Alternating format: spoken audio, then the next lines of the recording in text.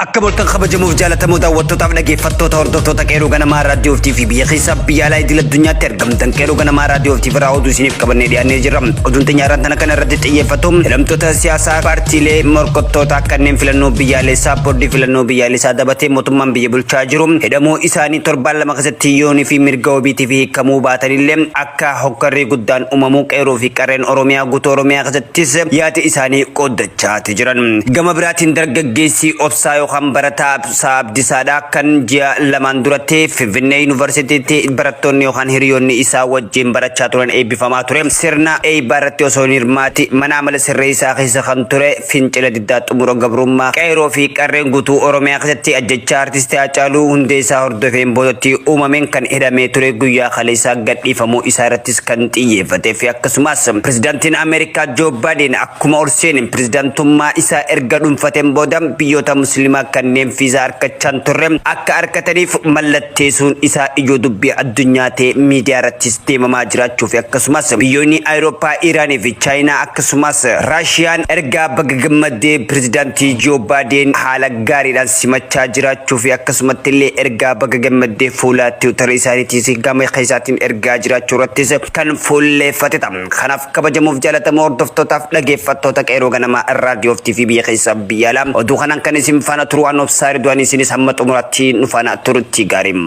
Obbo Jawaar Mohammadii fi Baqqalaa Garbaa dabalatee hidhamtoonni siyaasaa Oromoodhaa kanneen filannoo biyyaalessaa bara 2013 irratti hirmaachuudhaaf yaada qaban yoo hatattamaan hin hiikamin yeroo galmee isaanii kaadhimaman paartii morkattootaa ta'uudhaaf boordiin filannootiin kennameen jalaa darbuuf deemaa jechuudhaan qeerroo fi qarreen Oromiyaa godina garaagaraatis dubbachaa jiran. Filannoon biyyaalessaa idileedhaa kan waggaa 5 marfatee dhufu fedhii qaamolee mootummaa olaanootiin yeroo isaa irratti darbuudhaaf waggaa lammaffaa isaa irra dabreetti jira. Akka gaggeeffamuuf kan deemaa jiru filannoon biyyaalessaa Itoophiyaadhaa ibsa baaseeti jiraachuunis ibsa baaseen himeeti ture.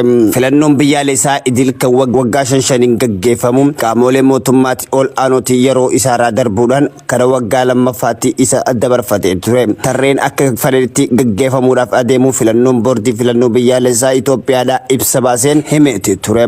Bu'uura kanaan sochiin filannoo duraa akkan sagantaa siyaasaa fi of barsiisuu uummataa dadammeessuu akkasumas duula filadhaa gaggeessuunis qaama sagantaa qophii filannoo ta'eeti jira. Karoora yeroo boordichaa baasuudhaan kan saganteeffamu yeroo ta'u hooggantoonni paartiilee morkattootaa koree hojii raawwachiiftuu fi namootni sochii siyaasaa biyyattii keessatti dhiibbaa uumuun hedduun hidhaa siyaasaa hedduun murtii haqaa dhabanii mana hidhaa fi mana murtiitti jidduu osoo marmaranii yeroo kaadhimamaa ta'anii akka galmaaniif isaaniif kenname xumuramuu jiraachuu akka isaan yaaddeesse qeerroon Oromiyaa godinaalee garaagaraa irraa yaada isaanii gara marsaa miidiyaa hawaasaa irratti barreessaa jiran irraa hubachuun danda'ameeti jira.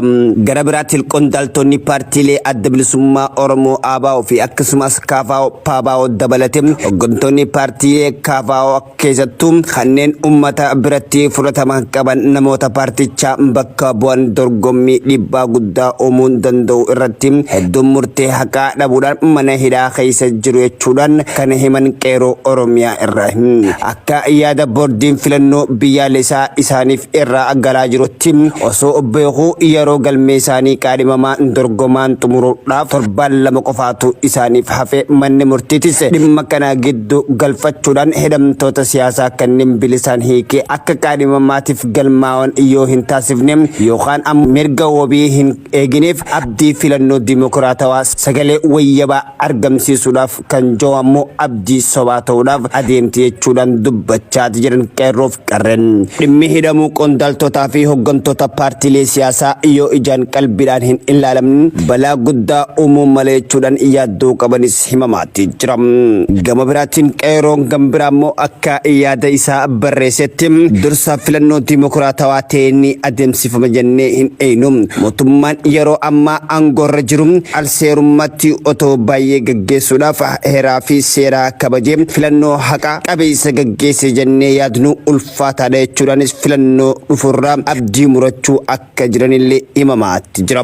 Itti dabaluudhaanis boordiin filannoo odoo dhugumaan filannoo dimokiraatawaa ta'e gaggeessuudhaaf yaada qabaatee jalqaba irratti morkattoota jajjaboo yoo hidhaman hin callisuu ture jechuudhaanis kuyyoo dhugumaa yakka shakkamaniin hidhaman ammoo yeroon kaadhimamaan dorgomaa ta'an galmaa'u akka jalaa hin jabarreef dhiibbaa taasisuutu irra ture jechuun kan ammoo kan jaan yaada isaanii ta'eeti jira. Namni kun sagantaa boordii filannoo biyyaalessa Itoophiyaa dhimma yeroo galmee kaadhimamtoota dorgommiif dhiyaataniin ilaalchisee baafame rakkoo qabaachuu fi haala qabatamaa siyaasni biyyattii keessa jiru kan giddu galeeffata akka hin taanes dubbatamaa jira. Yaada qeeroowwan garaagaraatiin ammoo manni murtii biyyattii hoggantoota fi qondaaltota paartii morkattootaaf mirga wabii eeguun yeroo galmee isaanii kaadhimummaa kan akka dhaqqabataniif taasisuun akka qabu yaadachiisaniiti jiran. Yookiin hin taane ammoo garuu ummatni Oromootii fi hayyoonni gulantaa qabsoo itti aanutti ce'uudhaaf qophaa'aa ta'uu qabna. Filannoon dimokiraatawaa abdatamaa ture yoo gufachuudhaaf deemu dursine waan qabsoo keenya ceessuratti nutis qophii ta'uu qabna jechuudhaanis yaada isaaniitis goolabaniiti jiran. Torban dabre keessa ogeessonni seeraa dhimma yeroo galmeessa kaadhimamtootaatiif beellama manni murtii hoggantoota ol aanoo paartii siyaasaatiif qabu irratti xinxala dhiyeesseeti ture. Kanaanis yoo manni murtii mirga wabiitiin yookaan bilisaatiin hidhamtoota siyaasaa kanneen paartii bakka bu'an kaadhimamuudhaaf yaada qaban yeroo gabaabaa keessatti yoo hin hiikne hafe filannoon biyyattii keessatti adeemsifamu jau biyyattii gara rakkootti kan geejjibu yookaan tarkaanfachiisu jechuudhaan dubbachuun isaanii isiniif gabaasuun keenyas ni yaadatama. Barattoota Yuunivarsiitii Finfinnee kan ta'an Obsaa Abdisaatii fi kaadhimamaa PhD Abdulgaafer Umar mana hidhaarraa kan hiikamuun isaaniitis dhagahameeti jira. Ji'a jaan dura qeeroo fi manguddoowwan Oromoodhaa kumaatamatti tilmaamaman hidhamuun isaanii yakka adda addaatiin gabaasaa turuun keenyas dhagahameeti ture. Hidhamuun isaanii yakka tokko osoo hin ta'in ammas shororkeessummaadha jechuudhaan akkasumas biyya diiguu deemtan jechuudhaan paartiin biyya bulchaa jiru qeeroo fi qarree Oromiyaadhaa aanaa araddaa fi akkasumas godina hanga naannootti hidhaate ture. Kana qofa osoo hin taane manneen hidhaa aanaa godinaatti hanga naannoo fi federaalaa sababa ilaalcha isaanii isaan qofaaf hidhamtoota siyaasaa kumaataman hidhamanii turan keessa dargaggoo Obsaa Abdisaatii fi kaadhimamaa PhD Abdulgaafer Umar warra tokko yeroo ta'anis ji'oota ja'a dura namoota hidhaman ta'eeti jira. Mana hidhaa magaalaa Finfinnee naannoo Yuunivarsiitii 6 kiiloo jiru keessatti mana murteerraa ittifamanii kan turan dararama addaatiif kan akka turanillee dubbachuun keenya gabaasuun keenya isiniif yaadatama. Akkasumatti illee dargaggoo Abdulgaafer Umar deddeebisuu fi hiraasuu hedduun booda mana hidhaarraa gara mana hidhaatti daddabarfamaa turuun isaa guyyaa kaleessaa mana hidhaa waajjira poolisii aanaa Galaanirraa akka hiikamanillee dhagahameeti jira. Barataa Obsaa Abdisaa yaada wal fakkaataa kanaan kanneen isaa wajjin hidhaman namoota siyaasaa hidhaman keessaa paartiilee ABO fi akkasumas qondaaltota ABO ol aanoo fi KFO kanneen miseensa isaanii ta'anii fi PAPO'tis kan keessatti argaman ta'uunis dubbateeti ture.